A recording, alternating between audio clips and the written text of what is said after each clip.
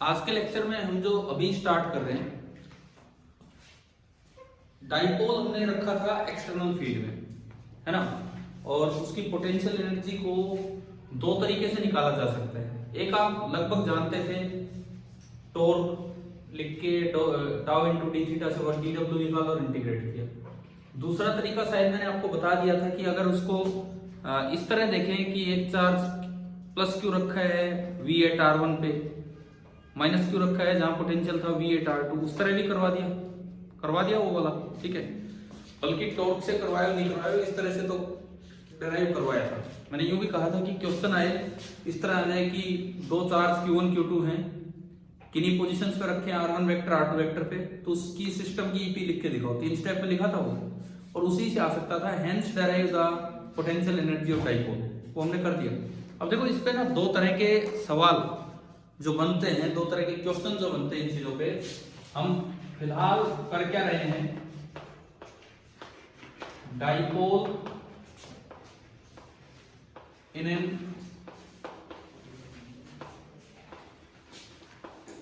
External electric field.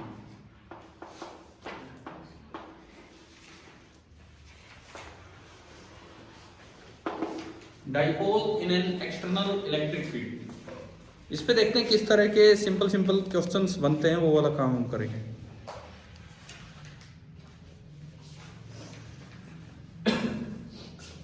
देखिए, external electric field की खासियत ये होती है कि डाइपोल को आप जैसे भी रखोगे वो हमेशा उसको अपनी डायरेक्शन में लाने की कोशिश करेगा, उसके डाइपोल मोमेंट को, through smaller angle, bye rotating it through smaller angle. किस तरह से, देखिए पहला तरीका ये है कि डाइपोल रिलीज्ड इन E,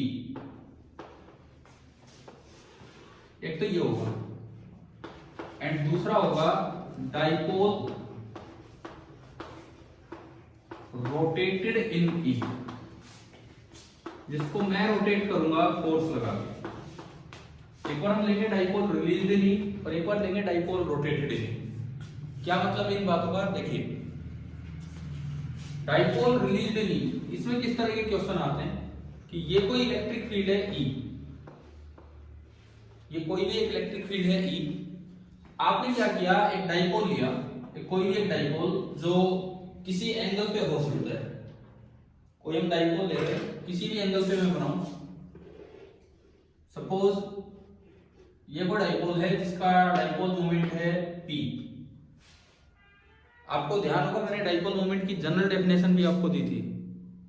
एक तो हम पढ़ते हैं Q minus Q, 2a distance है तो Q इंटू 2a। एक जनरल डेफिनेशन क्या बताई थी, समेशन QI RI, है ना।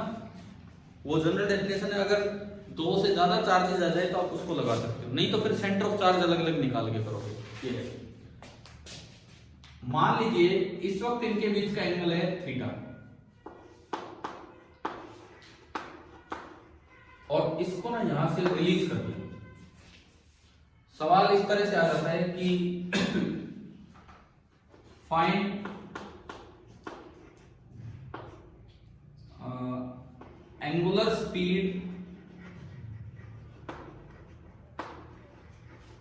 Of dipole, find angular speed of dipole when it aligns along E if its moment of inertia is I, if its moment of inertia is I। ये question है releasing वाला। इस तरह के simple question आते हैं कि इसको रिलीज किया तो इस पे ना टॉर्क कैसे लगेगा एक्सटर्नल फील्ड का, इलेक्ट्रिक फील्ड का, कि वो P को E की तरफ ले आएगा।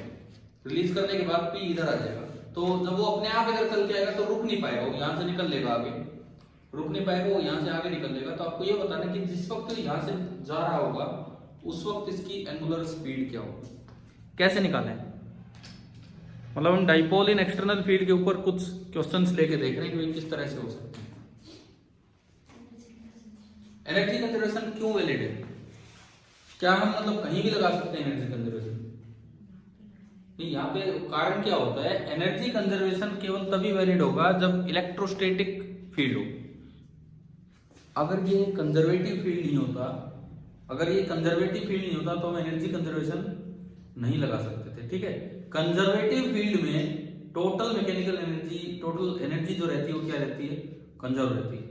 और हमने पढ़ा है लास्ट क्लास में, यही पढ़ा था कि फील्ड इलेक्ट्रोस्टैटिक है या नहीं, कैसे देखते हैं, पढ़ लिया है ना वो सब, कर्ल वगैरह बताया था आपको। ठीक है, तो अगर कुछ नहीं दिया है तो हम इलेक्ट्रोस्टैटिक फील्ड मानेंगे। इलेक्ट्रोस्टैटिक फील्ड मतलब स्टैटिक चार्जेस का फील्ड, और स्टैटिक चार्जेस का फील्ड कैसा होता है, कंजर्वेटिव ही होता है। स्टैटिक चार्जेस का जो फील्ड होता है वो तो कंजर्वेटिव ही होता है। तो आपने क्या किया कि क्योंकि इलेक्ट्रोस्टैटिक फील्ड है ई, कंजर्वेटिव फील्ड है, कंजर्वेटिव फोर्सेज है, तो total energy can be conserve. तो किस तरह से आप एनर्जी कंजर्वेशन लगाएंगे, अगर आप सॉल्यूशन देखें, आपने इसको रिलीज किया तो काइनेटिक एनर्जी इनिशियल कितनी, 0। रिलीज का मतलब initial speed is 0। Potential energy initial, अब डाइपोल का वो फॉर्मूला यूज होगा एक्सटर्नल फील्ड में, माइनस पी डॉट ई। इस वक्त एंगल कितना है, theta, minus small p into E और इंटू ये एंगल जो कि कितना है, थीटा, तो ये हो गया कोस थीटा। समझ आया? ठीक है। काइनेटिक एनर्जी फाइनल, जब कोई चीज रोटेट करती है तो काइनेटिक एनर्जी का क्या फॉर्मूला होता है, हाँ, half into moment of inertia into omega square. और पोटेंशियल एनर्जी फाइनल, जब ये बिल्कुल इसके अलोंग अपने आप आएगा, टॉर्क किस तरह लगता है, हमेशा वो पी को ई की तरफ लाता है छोटे एंगल से, तो जब ये सीधा बनेगा तो एंगल 0 डिग्री हो गया, तो माइनस पी ई कोस 0, और कोस 0 होता है 1, तो ये कितना हो गया, माइनस पी ई। ये जो फील्ड है ये हमेशा कैसा फील्ड होता है, कंजर्वेटिव। तो आप लगाओ एनर्जी कंजर्वेशन, ये कुछ नोट कर लो, एनर्जी कंजर्वेशन लगाओ, उससे ओमेगा निकाल लो इन टर्म्स ऑफ पाई। हो गया, समझ आया ना क्या है? और पेपर में अगर ये सवाल आता है एंगल दे देते हैं 60 डिग्री 30 डिग्री कुछ भी, वहां से रिलीज किया है, आपको स्पीड होता नहीं। इसका ओमेगा बताओ क्या आ रहा है फिर,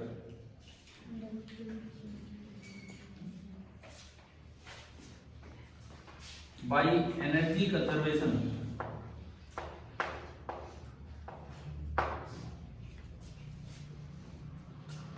भाई समझ आ रहा है एनर्जी कंजर्वेशन कैसे अप्लाई करें? और ये जो पोटेंशियल एनर्जी लिखा उसका फॉर्मूला है माइनस पी डॉट ई, माइनस पी कोस थीटा, वो हमने अप्लाई किया है।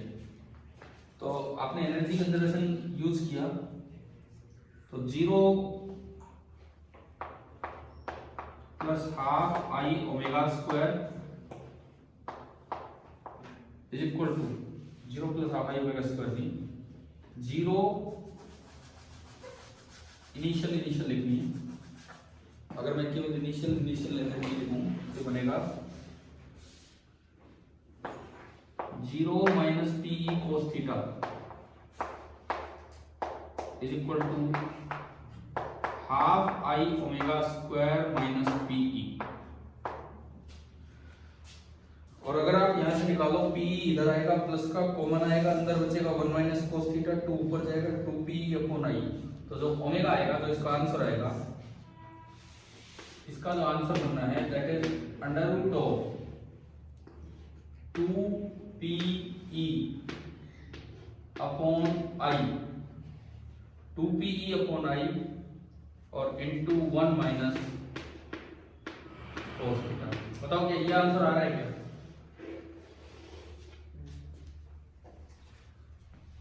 अब पेपर में कोई एंगल दिया हो तो उसके अकॉर्डिंग हम निकाल सकते हैं।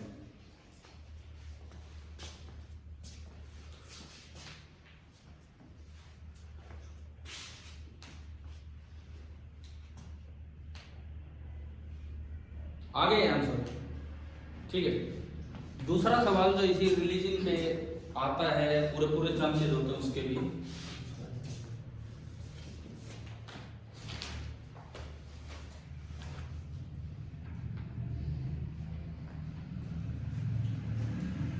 ये 3 दिन पहले जिस दिन बारिश हो रही थी मैंने सवाल मैसेज किया था, अच्छा हुआ वैसे आप नहीं आए और बारिश हो रही थी, क्योंकि क्लास नहीं हो पाती उस दिन।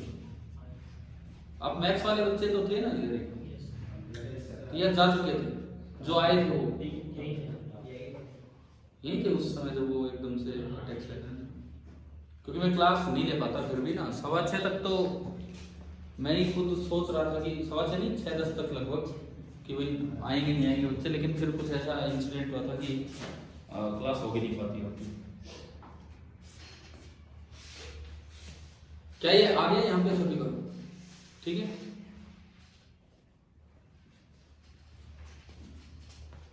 उससे अंदर आप आए थे क्या बीच में? चलो कोई नहीं, देखते हैं इसके बाद देखते हैं दूसरा सवाल जो रोटेटेड इन ई पे मैं dipole rotated in E and release, पूरे चांसेस होते हैं सेकंड वाले क्वेश्चन आने के, ये ज्यादा इंपॉर्टेंट सवाल है यहाँ पे।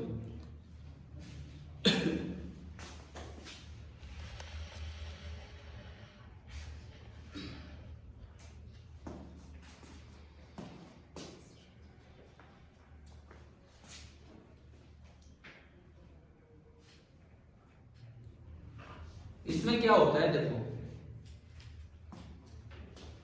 इस तरह से क्वेश्चन आता है कि ये कोई इलेक्ट्रिक फील्ड है E और एक डाइपोल इसके अलोंग ही ओरिएंटेड था,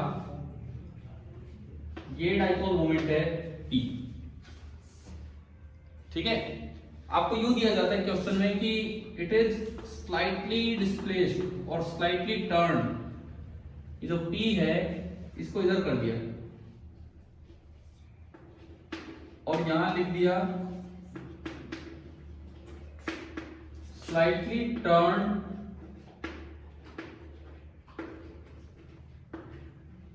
bye an angle theta and release, slightly turn by an angle theta and release, ये बोल रहे हैं कि थोड़ा सा थीटा एंगल से टर्न कर दिया और रिलीज कर दिया। ठीक है, क्वेश्चन आता है कि find the time period of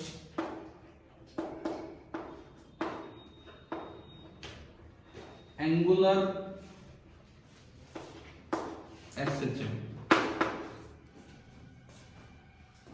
angular simple harmonic motion होगा, उसका टाइम पीरियड आपको निकालना है। अगर इसको थोड़ा सा रिलीज करके और छोड़ दिया तो एक्सटर्नल फील्ड में रखा हुआ है।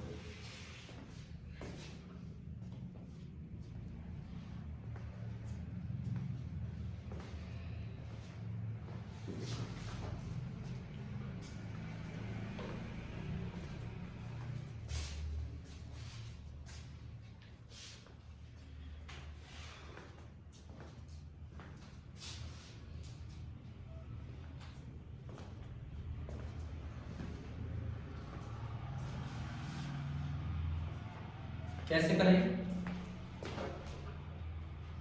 पहले तो चेक करेंगे SHM होगा कि नहीं होगा।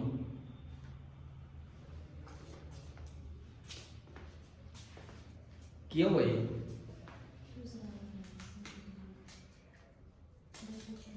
ये मैंने करवाया था, आपने किया? ठीक है, देखो तो इधर सुनो,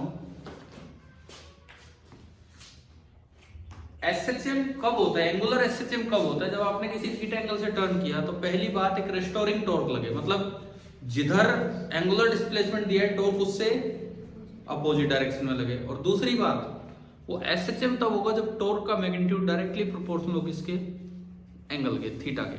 ठीक है, तो पहली बात यहां अगर मैं स्टार्ट करूं, जब आपने इसको थीटा एंगल से रिलीज करके छोड़ा तो इस पे टॉर्क लग रहा होगा P क्रॉस E, जो पीछे हम पढ़ भी चुके हैं, P क्रॉस E, और P क्रॉस E की डायरेक्शन ऐसे होगी, वो P को E की तरफ लाने की कोशिश करेगा। तो शुरुआत ऐसे होगी कि E इधर है और ये P है, आप थीटा एंगल पे लेके गए, आपने इसको जैसे ही देखा इस पे टॉर्क, तो टॉर्क इधर लगेगा, और वो टॉर्क कितना लगेगा, P into E into sine theta. पहली बार डायरेक्शन की बात करो, इस डायग्राम में थीटा क्लॉकवाइज है कि एंटी क्लॉकवाइज? घड़ी की सुई ऐसे चलती है। थीटा कैसे? Anti clockwise. टॉर्क कैसे? यानी कि टॉर्क की जो डायरेक्शन है वो थीटा से अपोजिट है। तो ये तो समझ आ रहा है कि रेस्टोरिंग टॉर्क है, इसको वापस लाने की कोशिश करेगा। आपने अगर इसको यूं करके रिलीज किया तो टॉर्क कैसे लगेगा कि ये इसको वापस लाने की कोशिश करेगा। ये बात तो आ गई है समझ, ठीक है। दूसरी बात, अब ये torque directly proportional to theta है कि नहीं, यहां से देख के बताओ। उनके है, क्योंकि इसमें बाकी सारा तो कांस्टेंट है। पी और सिन एक कांस्टेंट है। मतलब ये आपको ऐसे नजर आ रहा है क्या? सिन का क्या मतलब होता है? सिन का मतलब क्या होता है बताओ, कोई अंग्रेजी का जानकार बैठा होगा यहाँ? नहीं, अंग्रेजी का मैं तो वैसे कह रहा हूँ। सिन का क्या मतलब होता है? पाप। तो कितना बड़ा पाप कर रहे हो यार इसको इधर करके। ये कोई अलग है क्या सिन? इससे सिन थोड़ी है, साइन है। साइन है तो क्या ये थीटा से अलग हो सकता है? नहीं हो सकता है। तो आप अगर अलग देखते हो तो इसको देखो, पीई अलग है, तो ये कहना गलत है कि torque is directly proportional to theta. आप ये कह सकते हो कि torque is directly proportional to sine theta. जैसे कहीं आगे एक्स स्क्वायर हो, मैं पूछूं एक्स के डायरेक्टली प्रोपोर्शनल, बोले हाँ है, वो दिख रहा है एक्स, ऊपर 2 भी तो दिख रहा है उसमें पावर में, समझ गए हो क्या? ये थीटा के डायरेक्टली प्रोपोर्शनल नहीं है, ये किसके डायरेक्टली प्रोपोर्शनल है? साइन थीटा के। तो अभी एसएचएम नहीं है, अभी एसएचएम नहीं है। एसएचएम बनाने के लिए इसमें एक वर्ड यूज कर रखा है, स्लाइटली टर्न। स्लाइटली टर्न मतलब थोड़ा सा, स्लाइटली मतलब थोड़ा सा उसको टर्न किया, यानी कि थीटा इज स्मॉल। और आप जानते हैं कि फॉर स्मॉल एंगल, आप ये जानते हैं कि फॉर स्मॉल एंगल आप साइन थीटा को लगभग क्या लिख सकते हैं? थीटा। फॉर स्मॉल एंगल आप साइन थीटा को लगभग क्या लिख सकते हैं? थीटा। पता है कि नहीं? पता है ना। साइन थीटा को आपने थीटा रखा तो टॉर्क कितना निकल के आ गया? PE into theta. क्या ये अब टॉर्क डायरेक्टली प्रोपोर्शनल है कि नहीं है थीटा? है ना। अब तो पी और ई इंडिपेंडेंट है, थीटा से कांस्टेंट हो गया, यानी कि torque is directly proportional to theta. इसका मतलब ये कंडीशन सेटिस्फाई होगी कि क्या होगा? एसएचएम होगा। पहली बात तो ये तो जस्टिफाई करे एसएचएम होगा कि नहीं। अगर बड़े एंगल पे छोड़ दिया तो एसएचएम नहीं होगा, फिर केवल ऑसिलेशन होंगे, एसएचएम नहीं होगा। क्या ये बात यहां तक क्लियर है? ठीक है। अब एंगुलर एसएचएम का टाइम पीरियड कैसे निकाला जाता है? जो भी टॉर्क आए as a function of theta, जो भी टॉर्क आए as a function of theta, उस टॉर्क को आप लिख दो आई इंटू अल्फा। जैसे फोर्स बराबर मास इंटू एक्सेलरेशन होता है, ऐसे टॉर्क बराबर moment of inertia into angular acceleration होता है। तो टॉर्क को आप लिख दीजिए आई इंटू अल्फा, वहां से अल्फा निकाल लो angular acceleration. Angular acceleration will be some constant into theta. SHM हमें बताता है कि एसएचएम की जनरल इक्वेशन होती है एंगुलर एसएचएम की, अल्फा बराबर ओमेगा स्क्वायर थीटा। ओमेगा क्या होता है इसमें? एंगुलर वेलोसिटी नहीं होती, एंगुलर वेलोसिटी नहीं होती यहाँ पे, एंगुलर फ्रीक्वेंसी होती है। दोनों टर्म्स में बड़ा डिफरेंस है। एंगुलर वेलोसिटी किसी के घूमने की वेलोसिटी होती है, एंगुलर फ्रीक्वेंसी किसी चीज के रिपीट होने की फ्रीक्वेंसी होती है। ठीक है, उससे ओमेगा आएगा कंपैरिजन से, और फिर टाइम पीरियड होता है 2 पाई ओमेगा। ये करना होगा। तो क्या यहां तक समझ आ गया है क्या? एसएचएम तो होगा। और मैं अगर इस इक्वेशन को आगे बढ़ाऊं, इस इक्वेशन को मैं अगर आगे बढ़ाऊं तो मैं यहां लिखता हूं, देखिए बस इतने से में हो जाएगा। Torque that is equal to PE into theta. आप टॉर्क को लिख दीजिए I into alpha, where I is the moment of inertia, that is equal to PE into theta. यहां से जो अल्फा आएगा, alpha it is coming out to be PE upon I into theta. और जो standard equation होती है regular SHM की वो होती है alpha equal to omega square theta.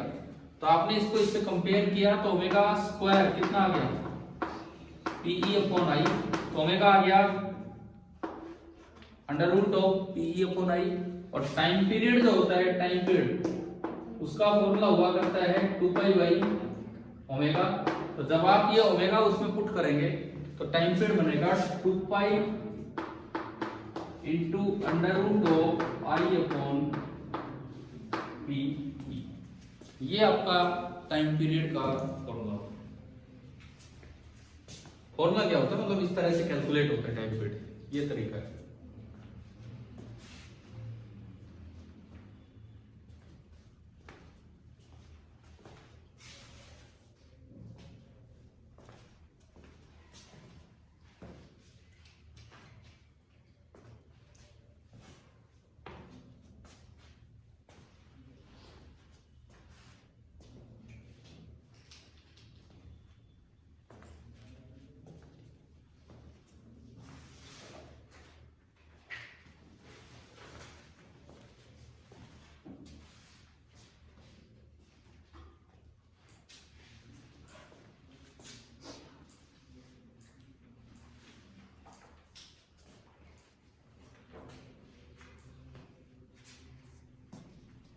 Dipole in external field, यहां तक समझ आया किस तरह के क्वेश्चंस आ सकते हैं, उन पे हम चल रहे हैं।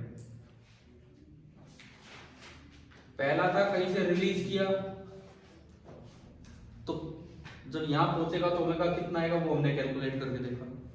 दूसरा था जिस ओरिएंटेशन में वो अपने आप रहने वाला है वहां से उसको थोड़ा टर्न करके छोड़ दिया तो वो ऑसिलेट करेगा। अगर थीटा बहुत ही कम लिया तो वो एसएचएम करेगा। तो उस एसएचएम का टाइम पीरियड कैसे निकालते हैं, क्या ये तरीका समझ आ गया? ठीक है। अब तीसरी बात, अगर मैं 180 डिग्री पे छोड़ दूं पी और ई को, मतलब ई उधर है पी इधर है, तो क्या वो चलेगा या रुका रहेगा? क्या वो घूमेगा या रुका रहेगा? वैसे तो रुका रहेगा लेकिन वो अनस्टेबल इक्विलिब्रियम में होगा, थोड़ा भी रिलीज करते ही दूसरी साइड भाग लेगा। एक तीसरा सवाल वैसे लिख लो, इनसे अलग कोई टाइप नहीं है, इन्हीं पे बेस्ड एक टाइप है। क्या हो गया है ना ये दो टाइप को। थर्ड क्वेश्चन लिखो आप, क्वेश्चन नंबर ही चल रहे हैं 1 2 ऐसे। तीसरा डाइपोल ब्रैकेट में पी वेक्टर लिख दो, मतलब उसका डाइपोल मोमेंट ये। डाइपोल ब्रैकेट में P vector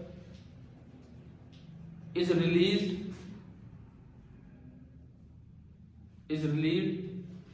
after disturbing it slightly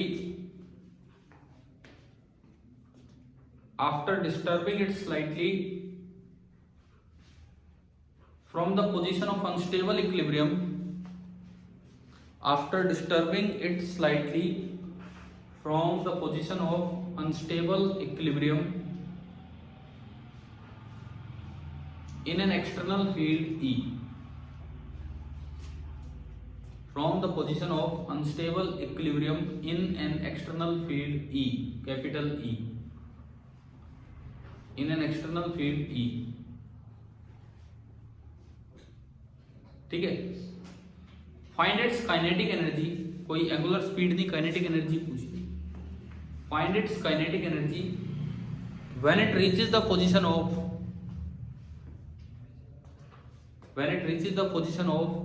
stable equilibrium।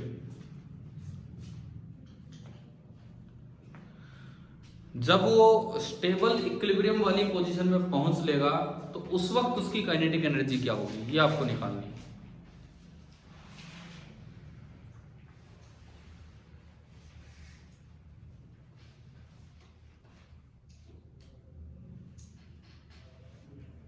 केवल एनर्जी कंजर्वेशन लगाना होगा। इनिशियल दोनों चीजें लिखो, फाइनल दोनों चीजें।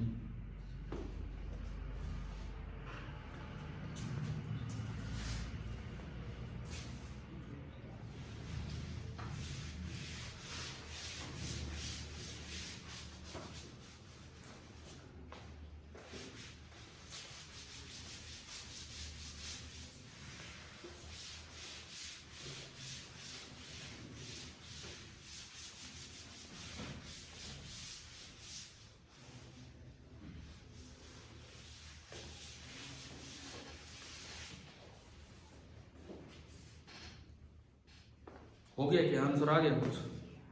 क्या आंसर आएगा?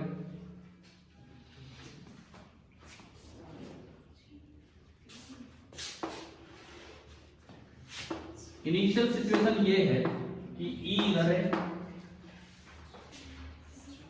और पी इधर है। ये होती है अनस्टेबल इक्विलिब्रियम की पोजीशन, है ना भाई? ये होती है ना पोटेंशियल एनर्जी इनिशियल कितनी? हाँ ठीक है। पोटेंशियल एनर्जी इनिशियल बनेगी minus PE cos theta cos 180 degree. Cos 180 degree खुद -1 होता है, तो कितना हो गया पीई। फिर आप काइनेटिक एनर्जी इनिशियल उसको स्लाइटली डिस्टर्ब करके रिलीज ही किया है, तो kinetic energy initial 0। Potential energy final फिर से वो पोजीशन जब ये उधर पहुंच लेगा तो माइनस पीई कोस 0 डिग्री। कोस 0 डिग्री आपका 1 है, तो सिंपली क्या होगा माइनस पी। और दरअसल काइनेटिक एनर्जी फाइनल ये मुझे पता करनी है। अगेन एक इलेक्ट्रोस्टैटिक फील्ड है, कंजर्वेटिव फील्ड है, तो आप एनर्जी कंजर्वेशन लगा सकते हो। तो Pe plus 0 is equal to minus PE plus K. ठीक है, तो ये इक्वेशन लगाओगे तो भाई energy conservation kinetic energy final कितनी आ जाएगी 2 times P into energy conservation से जो काइनेटिक एनर्जी फाइनल आएगी that will be 2 times P into E। ये आ जाएगा। बताओ समझ आ गया नहीं? ठीक है, ये तो वही था, उसी टाइप का क्वेश्चन था। अब कई बार डाइपोल पे इस तरह के सवाल आते हैं कि अपने आप छोड़ने पे तो हर बार वो टुवर्ड्स ई जा रहे हैं, लेकिन आपको उसे लेके जाना है अपोजिट डायरेक्शन में, तो आपको कोई एक्सटर्नल फोर्स लगा के वर्क करना पड़ेगा। वहां पे आप एनर्जी कंजर्वेशन नहीं लगा सकते क्योंकि आप एक्सटर्नल फोर्स लगा रहे हैं। एनर्जी कंजर्वेशन कब लगता है किसी सिस्टम पे? जब बाहर से कोई एक्सटर्नल फोर्स ना लगे और जो इंटरनल फोर्स हो वो सारे कैसे हो कंजर्वेटिव। एक्सटर्नल फोर्स लगे नहीं और इंटरनल फोर्स कंजर्वेटिव हो तब ही आप एनर्जी कंजर्वेशन लगा सकते हैं। ठीक है, तो यहाँ पे क्या होगा इसमें, अब एक और तीसरी टाइप पे चलते हैं, मतलब चौथा सवाल हो जाएगा।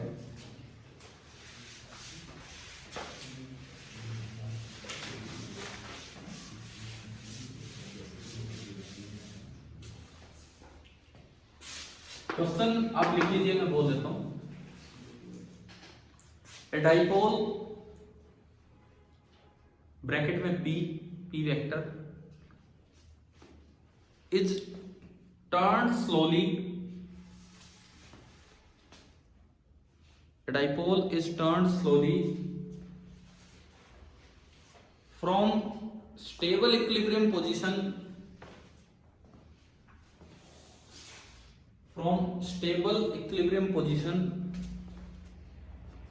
in a uniform electric field E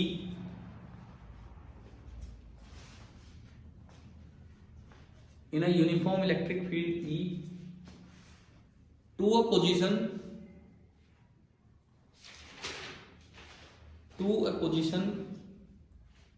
where it makes an angle 60 degree with E. To a position where it makes an angle 60 degree with E.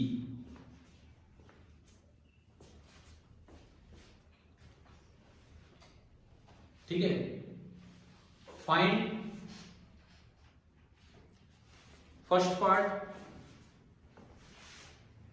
Work done by electric field,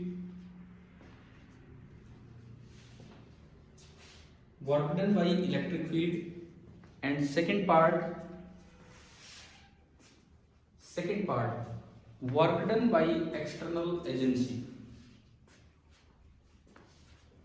second part आपका है work done by external agency.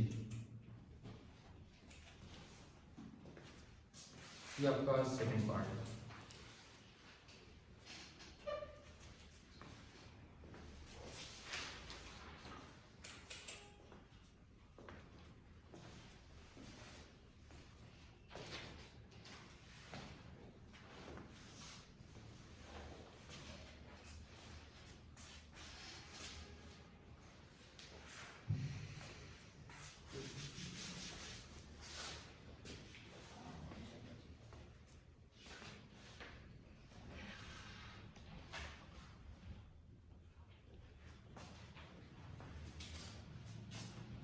करो भाई ढंग से solve करो, plus minus का use करके क्या होगा क्या नहीं होगा।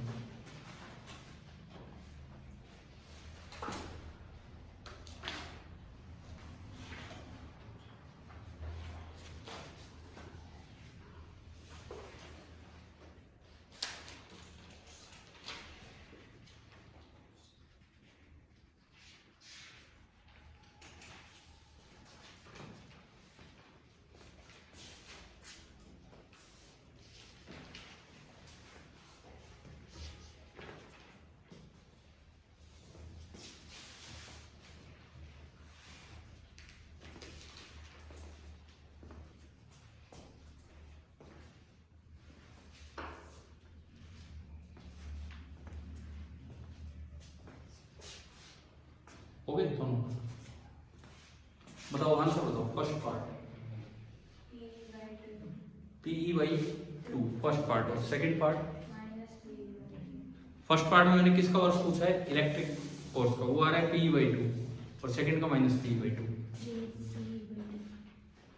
सेम है। तो पहले का 3P/2, आपका आया Pe/2, इनका आया 3P/2। हाँ भाई और कोई? देखो एक बार सुनो ध्यान से, मैं बनाऊं इनिशियल सिचुएशन।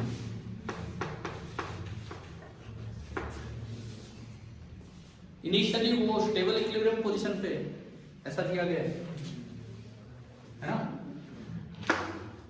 ये इलेक्ट्रिक फील्ड है E। इनिशियली जो डाइपोल है वो स्टेबल इक्विलिब्रियम पोजीशन में है, और वो P इधर दिखाया ये है ना। तो मैं एक बार पोटेंशियल एनर्जी इनिशियल लिख ही लेता हूं, -P into E, -P into E, ये हो गया यहां तक, ठीक है। इसके बाद देखो अब मैं आया फाइनल पोजीशन पे। फाइनल पोजीशन कैसी है, कहां पे आप पहुंच गए? 60 डिग्री पे।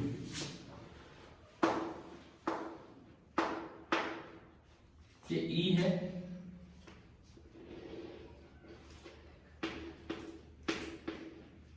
और ये P इधर, और ये एंगल है 60 डिग्री।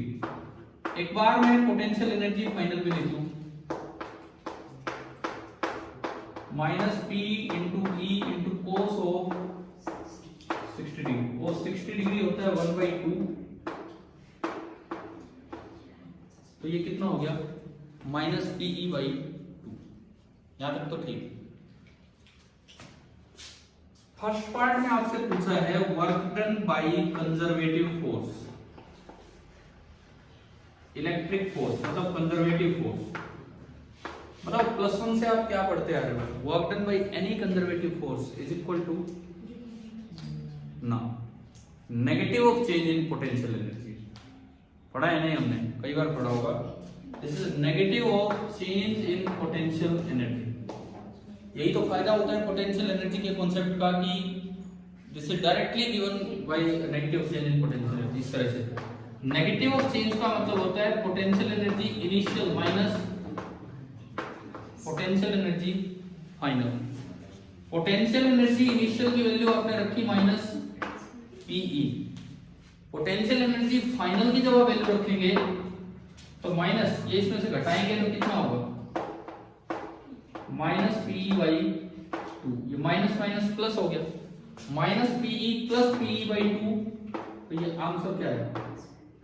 -Pe/2 ना। आपका सही था ना, इनका सही? नहीं, मैंने माइनस ही लिख रखा है, वो मैं माइनस बोलना भूल गई थी। कोई नहीं, तो मुझे लिख थोड़ी रहा, आपने क्या लिखा? ये लिखवा दूंगी मैं। अरे ठीक है ठीक है, मैं कह रहा हूँ जो आपने मुझे बताया मैं वो कह रहा हूँ, जो आपने मुझे बताया मैं वो कह रहा हूँ कि -Pe/2 था, ठीक है। मुझे सुनाई दिया Pe/2 फर्स्ट पार्ट का। क्या फर्स्ट पार्ट सभी को समझ आ गया है? ठीक है, क्लियर है ना? माइनस प्लस की गलत होने से गलत ही हो जाएगा पूरा। वर्क में पॉजिटिव अलग चीज है, नेगेटिव अलग चीज है। इसमें तो कोई तरीका यूज ही नहीं होगा कि आप स्लोली लेके गए हो, कि उसे भगा मतलब तेजी से घुमा के लेके गए हो, कैसे लेके गए हो, वो तो फिक्स है जो है। हमने शायद पोटेंशियल को डिफाइन करते समय चीजें सीखी हैं, कंजर्वेटिव फोर्स का वर्क इस बात पे डिपेंड ही नहीं करता कि आप किस तरीके से लेके जा रहे हैं, ना पाथ पे ना आपके ले जाने के तरीके पे, जब तक इनिशियल और फाइनल पोजीशन सेम। चलो फर्स्ट पार्ट हो गया, अब सेकंड पार्ट कैसे करें? उसका नेगेटिव पॉजिटिव क्यों, क्या कारण?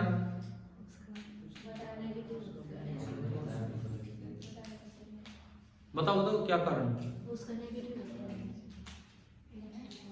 हमेशा तो नहीं होता, वो तो आपके ले जाने के तरीके पे डिपेंड करता है। लेकिन क्या आपने क्वेश्चन में स्लोली वर्ड लिखा है?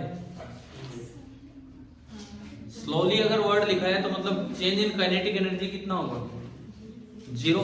अब आप वर्क एनर्जी थ्योरम का यूज करें सेकंड पार्ट को करने के लिए। सेकंड पार्ट को करने के लिए by work energy theorem, work done by all the forces is equal to change in kinetic energy, जो कि कितना है? 0। और ऑल द फोर्स में दो ही फोर्स है, एक तो इलेक्ट्रिकल फोर्स और एक एक्सटर्नल एजेंसी का फोर्स, यानी कि W इलेक्ट्रिकल, ये 0 इसलिए क्योंकि स्लोली वर्ड है क्वेश्चन में। W electrical plus W external is 0, so W external is negative of W electrical. ये तभी है जब आप स्लोली इसको टर्न कर रहे हो, ठीक है। यहां से अगर आप W एक्सटर्नल निकालेंगे तो W एक्सटर्नल जो होगा that will B negative of W electrical, और ये आपका आ जाएगा प्लस का PE/। देखो आपको जैसे बोर्ड एग्जाम में सब्जेक्टिवली लिख के आना है क्या है, तो यूं इस तरह से खाली आंसर भी फर्स्ट पार्ट आप खाली P/2 लिखे या -P/2 लिखे, इससे पूरे नंबर थोड़ी मिलेंगे, कुछ तो एक्सप्लेनेशन हो। फर्स्ट पार्ट है तो हमने उसे कंजर्वेटिव फोर्स की तरह लिखा है, उसका वर्क कैसे निकालते हैं। सेकंड पार्ट है तो फिर हम गए किससे? वर्क एनर्जी थ्योरम से, कि वर्क एनर्जी थ्योरम से आप जाओगे तो कैसे निकालोगे ये। तो भाई ये डाइपोल का जो एक्सटर्नल फील्ड में मूवमेंट है, इस पे कोई ना कोई सवाल आने के पूरे चांसेस आ सकते हैं, मतलब इस तरह। तो मैंने 3-4 काम करवाए, क्या ये समझ आ गए हैं कि नहीं? ठीक है, मतलब बोर्ड एग्जाम में आराम से ये चीजें आ सकती हैं, इस तरह का कोई भी सवाल। जैसे अगला सवाल आप लिख लो, इसी पे एक आसान सा क्वेश्चन बनेगा। ये हो गया ना ये तो, ठीक है। फाइंड द वर्क रिक्वायर्ड, अब देखो स्लोली वर्ड में नहीं यूज करूंगा, वर्क रिक्वायर्ड बोल दिया मतलब अपने आप ही मानो कि धीरे लेके जा रहे हैं। Find the work required to turn dipole bracket वही P, find the work required to turn dipole bracket में P from stable equilibrium position, from stable equilibrium position to unstable equilibrium position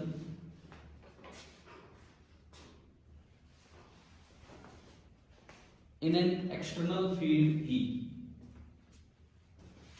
from stable equilibrium position to unstable equilibrium position in an external field E.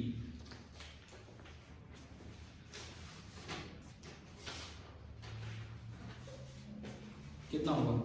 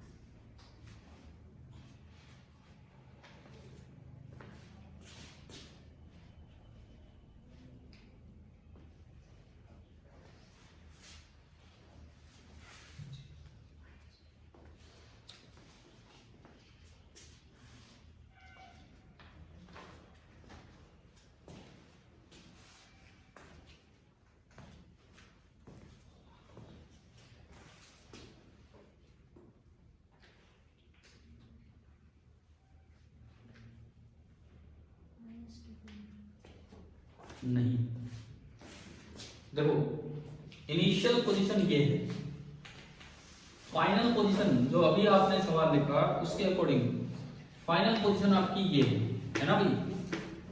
Stable से आप कहाँ लेके जा रहे हो, unstable पे। तो माइनस पीई कोस 180 डिग्री, कोस 180 डिग्री कितना होता है, 0। दोनों आंसर गलत आए हैं अभी तक। नहीं, क्यों नहीं, गलत है दोनों। सुनो, जो ये बनेगा ये प्लस पीई बन गया, कोस 180 माइनस 1। अब देखो ना यार, फिर वही तो लगाना था। Only 2PE। अब इसमें, हाँ सही, इसमें ये नहीं पूछा आपसे फर्स्ट पार्ट, इसमें डायरेक्ट क्या पूछा है, वर्क रिक्वायर्ड। वर्क रिक्वायर्ड मतलब आपको कितना करना पड़ेगा, इसका मतलब ये वर्ड कहीं भी आए तो आपको किसका वर्क निकालना है, एक्सटर्नल का। तो आपको पहले वर्क कंजर्वेटिव का खुद निकालना पड़ेगा, इलेक्ट्रिकल का। Minus of delta potential energy, potential energy initial minus final.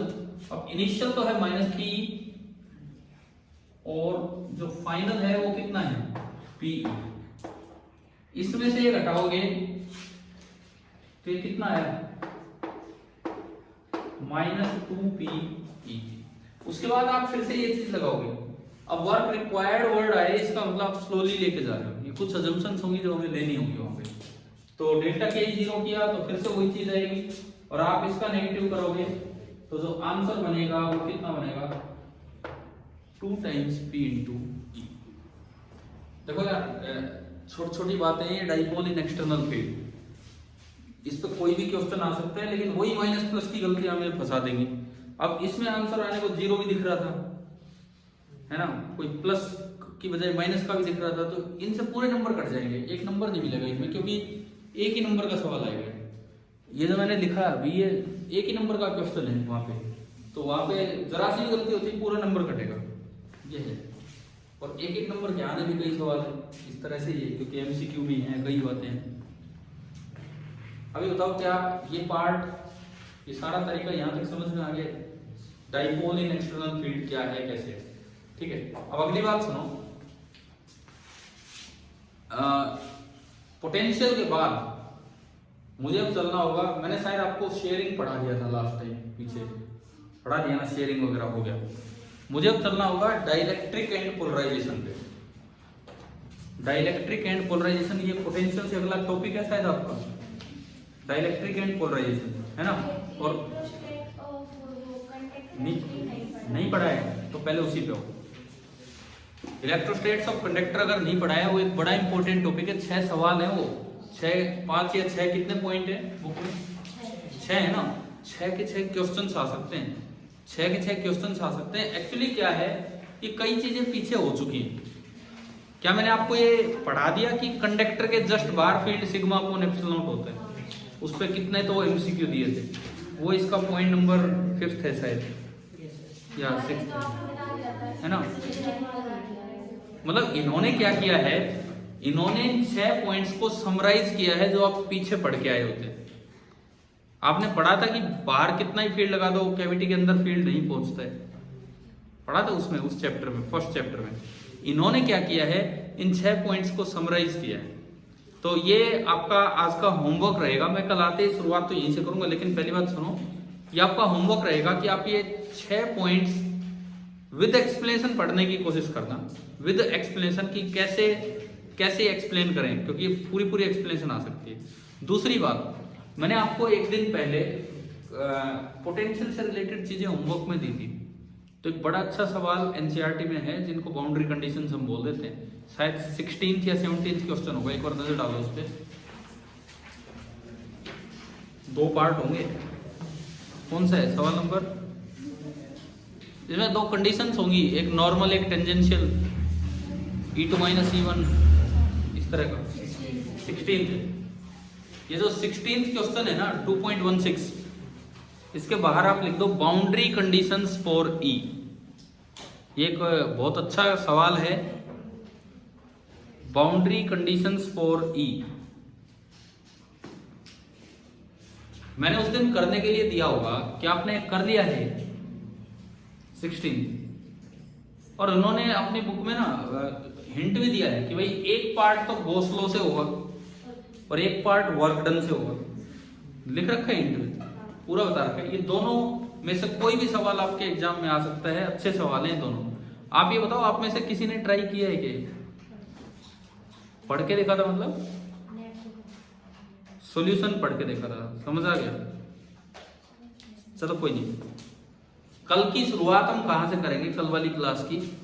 पहला तो मैं एक बार वो 6 पॉइंट्स आपको रिवाइज करवा दूंगा, ठीक है? 6 पॉइंट्स रिवाइज करने के बाद एनसीईआरटी में जो क्वेश्चन दिए थे आप करके लाएं पोटेंशियल के, खासकर ये वाला सवाल भी, और भी कोई पोटेंशियल के हैं वो। और अगर टाइमली इतना काम हो जाता है तो फिर हम चलेंगे डाइलेक्ट्रिक एंड पोलराइजेशन पे। अच्छा, अब और सुनो आगे। कल हो जाएगा फ्राइडे, है ना? शनिवार को अगेन शाम को क्लास नहीं हो सकती, मुझे टेस्ट करवा के लाने हैं। अभी क्या हुआ था, 3 दिन पहले जब बारिश आ रही थी तेज, तो लगभग 6:10-12 के आसपास मेरे पापा को थोड़ा ब्रेन अटैक सा आ गया था एकदम से, वो बीमार चल रहे थे उस दिन। फिर क्या हुआ, हम हॉस्पिटल में गए, आपकी मम्मी भी वहीं थी शायद, बाद में आ गई थी। वहां से ठीक ठाक होके आए 1 घंटे में, यहाँ 10 मिनट बाद फिर दोबारा से इसी तरह का अटैक आ गया। तो मैंने फिर डॉक्टर से बात की, जो न्यूरो स्पेशलिस्ट, वो बोले हमारे पास ही ले गए। उनके पास ले जाने में यहाँ से 8 बजे निकले थे, आंदोलन चल रहा है, किसान आंदोलन और इस तरह से। ये तो हाईवे तो जाम, कहीं से पटौदी होते पता नहीं कितने 12:30-1 बजे कब पहुंचे। मैं नहीं गया, भाई गया था छोटा। तो फिर इसीलिए फिर उसी चक्कर में कुछ लगे हुए थे, तो मैंने इसीलिए मैं यहीं था, मैं चाहता तो आपकी क्लास ले सकता था, और ऐसा नहीं था कि मैं चाह भी नहीं रहा था, लेकिन मतलब कुछ कंडीशन ही ऐसी थी, कुछ काम थे, इसलिए मैं क्लास मैंने ऑर्गेनाइज नहीं की आपकी जो भी। तो हम आपकी जो अगली क्लास होगी उसी सिलसिले में मुझे कल एक टेस्ट के लिए जाना है, टेस्ट करवा के लाना है और रेवाड़ी जाना है। तो कल भी शाम, कल नहीं परसों, हाँ, तो परसों शाम को क्लास नहीं हो पाएगी, लेकिन ऐसा है परसों शनिवार है, मेरी छुट्टी है। आप चाहें तो मॉर्निंग में क्लास हो सकती है, आप 6:30 से 7:30 चाहो, 7 से 8 चाहो, जो भी आपको कंफर्टेबल लगे, जो भी आपको मैं तो 8 से 9 लगा दूंगा, अगर आप 8 से 9 आना चाहें तो स्कूल जाने की दिक्कत ना हो तो। अच्छा ठीक है। और अगर सुनो, बातें नहीं सुनो, बस हम फिनिश कर रहे हैं इस क्लास को। संडे को मैं आपको पहले बता देता हूँ, क्योंकि आप में से कुछ फिर और भी ट्यूशंस पे रहते हैं। संडे को हम अपनी क्लास, आपके स्कूल तो कोई ऐसा लगता नहीं मुझे कि संडे को भी स्कूल लगेगा, इस तरह का तो कोई अभी चलन चला नहीं होगा अभी कुछ है क्या ऐसा? नहीं है। तो संडे को जो हमारी क्लास होगी,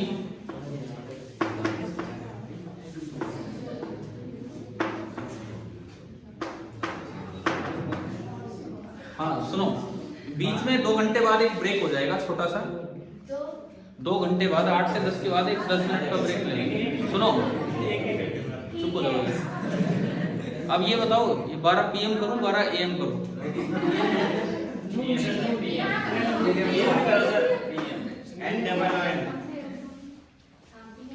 ठीक है, ये दोपहर वाला 12 PM हम लिखते हैं। ये कह रहे थे दिक्कत ही नहीं है, नून करो नून।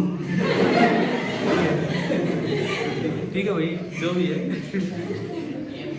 ये दोपहर मतलब ये 4 घंटे क्लास होगी, मैं इसलिए बता रहा हूँ। आप लोग अपनी और कोई ट्यूशन होता है तो इसके अलावा एडजस्ट करवाना संडे को 8 से 12, लंच कर लेना, फिर दोबारा जाना क्लास। ठीक है भाई, आगे कल पढ़ते हैं। Thank you.